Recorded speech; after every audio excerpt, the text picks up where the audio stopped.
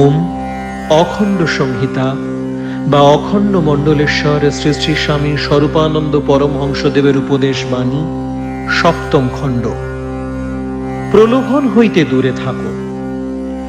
লাকসামের যুবকদের মধ্যে শ্রীযুক্ত কৃষ্ণবন্ধু গোস্বামী শ্রী শ্রী বাবামুনির ভাবগুলিকে যেন শক্ত করিয়া আঁকড়াইয়া ধরিবার চেষ্টা করিতেছেন।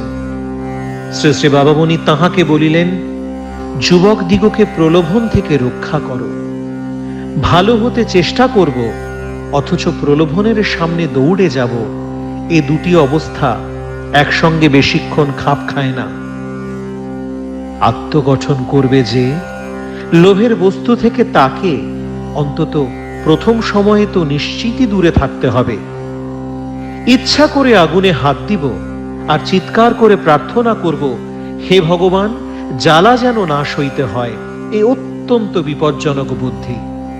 প্রাণপণ যত্নে প্রলোভন থেকে দূরে থাকবে আর ভগবানের কাছে প্রার্থনা করবে, হে ভগবান, এমন শক্তি দাও যেন অনিচ্ছায় কখনো প্রলোভনের সামনে পড়ে গেলে স্খলিত পদ না হই, সংকল্পচ্যুত না হই, বলহীন বীর্যহীন ক্লীবে বলে প্রমাণিত না হই।